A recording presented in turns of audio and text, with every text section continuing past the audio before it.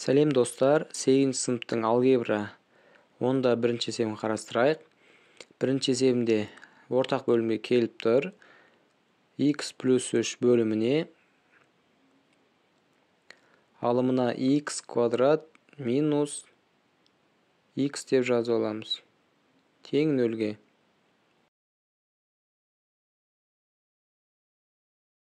Бізде бөлімінде бөгде түбір тауып алайық. X плюс 3 тең болмау керек нөлге. X тең болмау керек. Плюс 3-ті оң жаққа апарсақ, минус 3 болады. Сонда бөгде түбіріміз минус 3-ке тең. Алымын нөлге теңестіріп, түбірін табамыз. X квадрат минус x тең 0. Ортақ көйткіш x жақшаның сыртынан шығарамыз. X квадратты x-қа бөлсек x, минус x-ті бөлсек 1.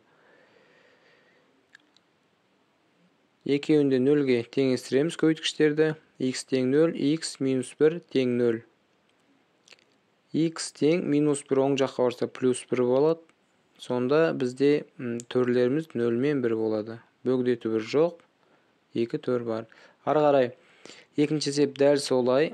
Ортақ бөлімге келіп тұр. Алымы x квадрат минус 5x минус 6 жақшада болады.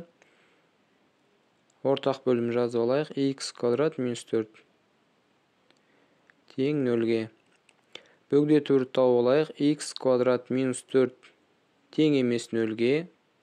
X квадрат минус 4 оң жаққа барса плюс 4 болады.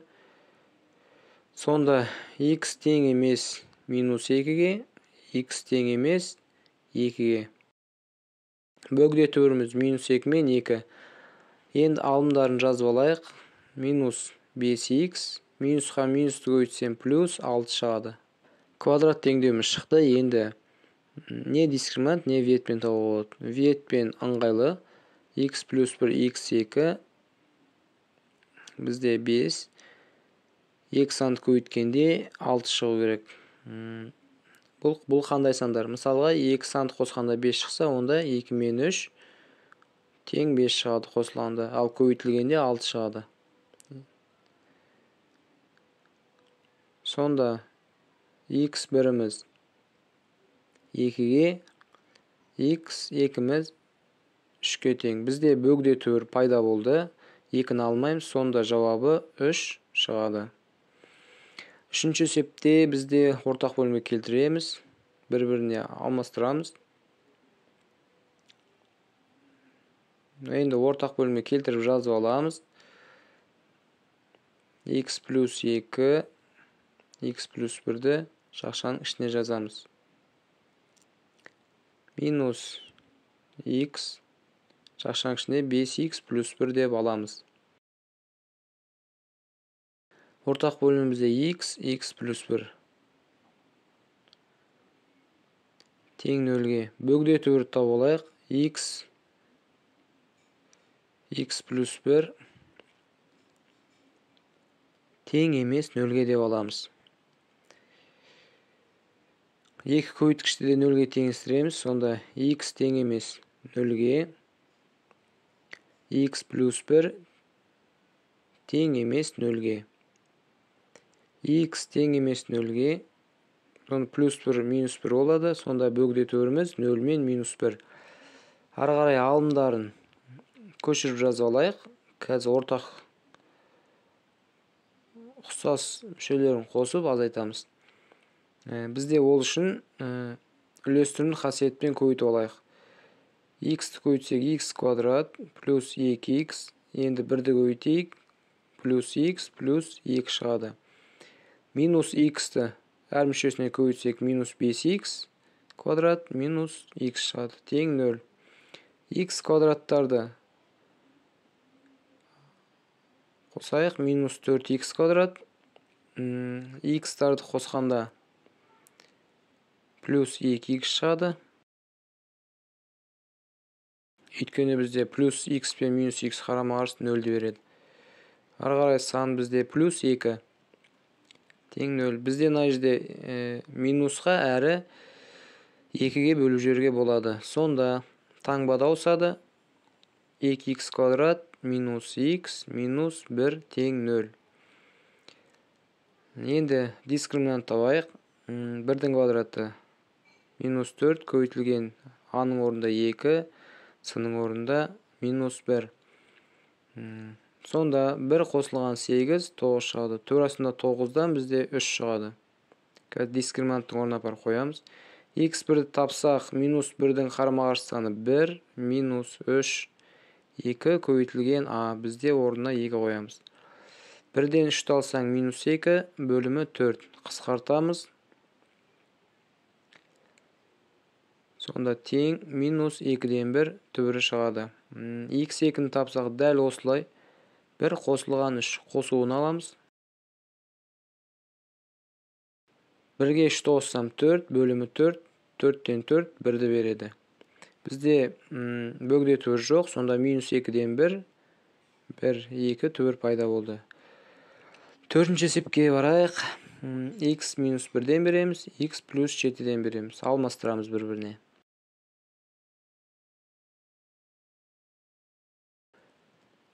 Алымдарын жақшаның ішіне жазып алайық. 2x минус 1, x минус 1.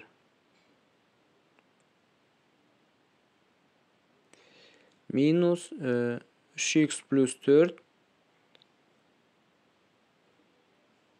x плюс 7-ні жақшаға аламыз. Бізде ортақ бөліміміз x плюс 7, x минус 1 шығады. Тең 0-ге. Ең бірінші біз бөгде түбірді тауып алайық. Әр көбейткішті 0-ге теңестіреміз. Сонда x плюс 7 тең емес 0-ге, x тең емес минус 7-ге болады. Екінші көбейткішіміз x минус 1 тең емес 0-ге, x тең емес минус 1-міз оң жаққа барса 1 шығады. Сонда минус 7 мен 1 бөгде түбір болды. Алымын жазып алайық. Үлестіріп 2x квадрат минус 2x минус 1-ді көйтсек минус x, минус 1-ге минус 1-ді көйтсек плюс 1. Ары қарай енді бәрі теріс сан шығады, өйткені жақша сыртында минус тұр. 3x квадрат минус 21x, енді 4-ті көйтіп жайық, минус 4x минус 28 тең 0 болады. x квадраттарды біріктірейік. 2-ден 3-ті аламыз, минус x квадрат шығады. Енді қарап тұрсаңыздар, x-тарымыздың бәрі теріс сан, таңбасын жазып қосып алайық. Сонда 28 x шығады. Бізде минус 28 қосылған 1 минус 27-ні береді. Барлығы теріс сан, минусқа көйтіп жеріп, оң санға алайық. X квадрат плюс 28x плюс 27 тең 0. Бұл жерден дискриминантын тауып кетейік. 28-дің квадраты бізде 784, азайтылған 4 көбейтілген 1 көбейтілген 27 деп аламыз. Көбейтіп 784-тен азайтқанда бізде 676 шығады. 676 дискриминанттан шығарғанда 26 санын береді. Бізде енді x1 бірінші түбірін табайық. Плюс 28-дің қарама-қарсысы минус 28. Бірінші минус 26-ны алайық. Алымына 2 көбейтілген 1. 2 теріс сан қосылады. Минус 54 бөлімі 2. Минус 54-ті 2-ге бөлсек, минус 27 шығады. Екінші түбіріміз дәл осының қосындысын аламыз. Минус 28 қосылған 26 деп аламыз.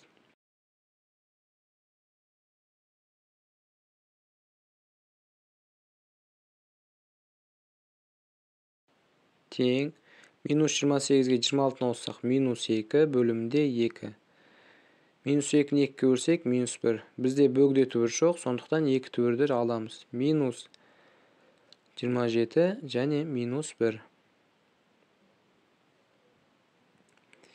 Бізде 5-шіде x минус 2-ге келтіруіміз керек. Бірінші 2x квадрат алымы бөліміне x минус 2-ні жазып алайық. Бізде 2 минус x-ті келтіру үшін теріс таңба түседі. Сонда x минус 2 алымы өз сақталады.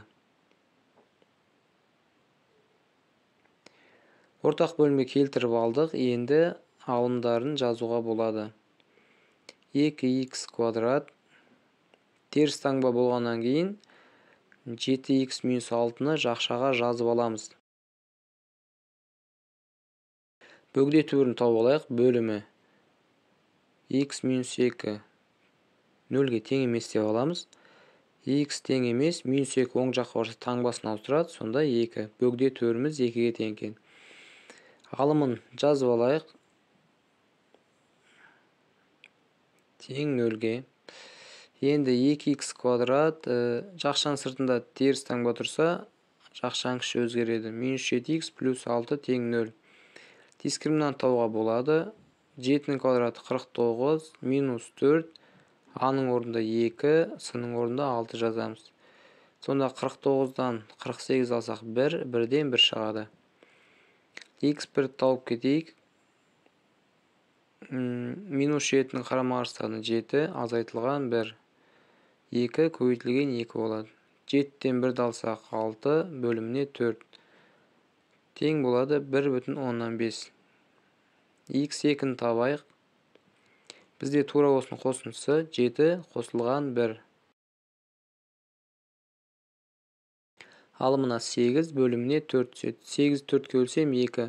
Бізде бөгде түбір пайда болды, алып тастаймыз. Сонда жауабы 1,5-ке тең. Соңғы есебіміз қалды. Екеуі де өзара жайсан, бір-біріне береміз.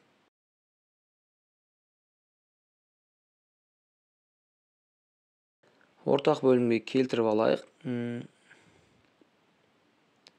3 минус 2x, оның көбейткіші x минус 1. Оң жақтағын сол жаққа алып келсек, минус таңбасымен түседі. 2x минус 1, 2x плюс 3. Ортақ бөлімін жазып алайық. 2x плюс 3, оның көбейткіші 3 минус 2x. Тең 0-ге. Бөгде түбірлерді бірден тауып алайық. 2x плюс 3-ті 0-ге тең емес деп алайық. 2x тең емес минус 3-ке. X тең емес минус 3-ті 2-ге бөлсек 1,5 саны шығады. Енді екінші бөгде түбіріміз тауып алайық. 3 минус 2x тең емес 0-ге. Минус 2x-ті оң жаққа шығарсақ, 2x тең емес 3-ке. X табамыз. X тең емес 3-ті 2-ге бөлсек 1,5. Сонда минус 1,5 плюс 1,5 бөгде түбіріміз болады. Алымын көшіріп жазып алайық. Алымын 0-ге теңестіріп, біз енді бүтін түбірлерін табайық. Мен сіздерге түсінікті болу үшін жазып отырмын. Бірден үлестіріп көбейтуге болады. 3-ті көбейткенде 3x минус 3, минус 2x көбейткенде минус 2x квадрат плюс 2x шығады. Ары қарай жақшаның сыртында минус 4, таңба өзгереді. 2x көбейтейік, 4x квадрат минус 6x.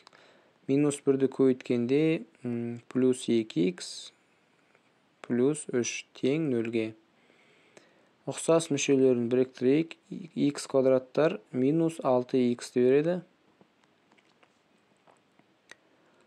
X-тарды қосқанда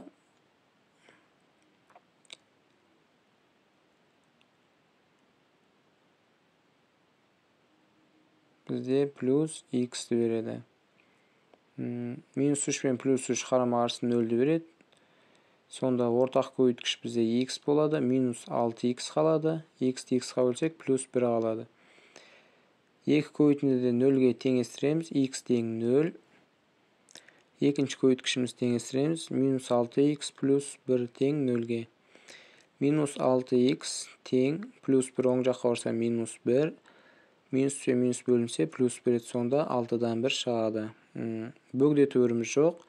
Сонда 0 мен 6-дан 1 түбірі біздің жауабымыз болады.